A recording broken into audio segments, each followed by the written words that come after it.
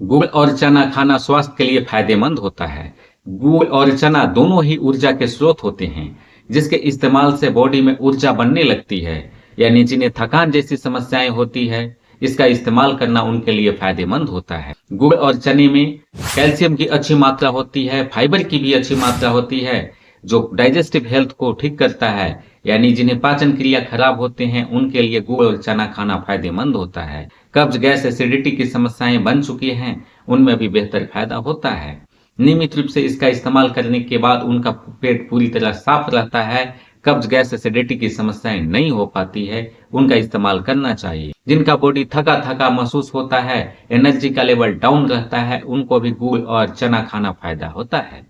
इसके इस्तेमाल से उनको बॉडी को भरपूर मात्रा में एनर्जी मिलता है, थकान जैसी समस्याएं दूर करती है।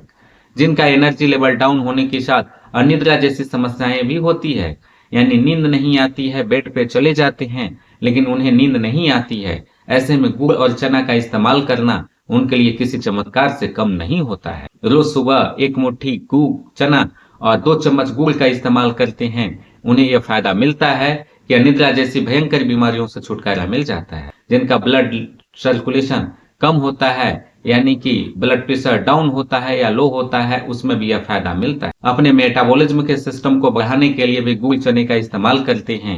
इसमें ऐसे कंपाउंड पाए जाते हैं जो मेटाबॉलिज्म सिस्टम को भी डेवलप करते हैं। दोस्तों, जिनका जोड़ जोड़ में दर्द होता है, मांसपेशियों में ऐंठन और मरोड़ जैसी समस्याएं होती है, उनमें भी गुड़ बेहतर फायदा दिलाता है, लेकिन एक सीमित मात्रा में करने के बाद। लेकिन बहुत ज्यादा करने पर फायदा होने के बजाय ये नुकसान पहुंचाने लगते हैं।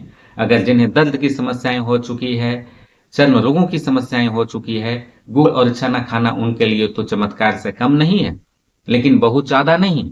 एक मुट्ठी चना और 2 चम्मच गुड़ हल्के गनगने पानी के साथ वो ले सकते हैं, उनको बेहतर फायदा होते हैं। इसमें फाइबर की अच्छी मात्रा होने के कारण पेट की गंदगी को भी साफ करने का काम करता है। जिनके बॉडी में खून की कमी हो जाती है, एनीमिया जैसी समस्याएं हो जाती है, गुड़ और चने का इस्तेमाल उन्हें करना चाहिए, जो खून की कमी, एनीमिया को दूर करने में मददगार साबित होते हैं। जिनका स्किन हेल्थ खराब हो चुका है, बड़े मुहासे की समस्याएं होती है, उनमें भी गुड़ और चना खाना फायदा होता है। बाल जिनके गिर रहे हैं, उनमें भी एक खाना बेहतर फायदेमंद होते हैं।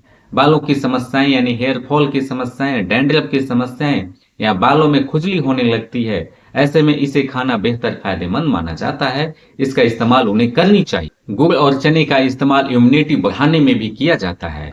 जिनकी एनर्जी लेवल डाउन होती है, जल्दी जल्दी बीमार पड़ जाते हैं, जिनका इम्यूनिटी काफी कमजोर है, प्रतिरोधक क्षमता काफी वीक हो चुका है, ऐसे में इसे खाना बेहद लाभकारी साबित होता है।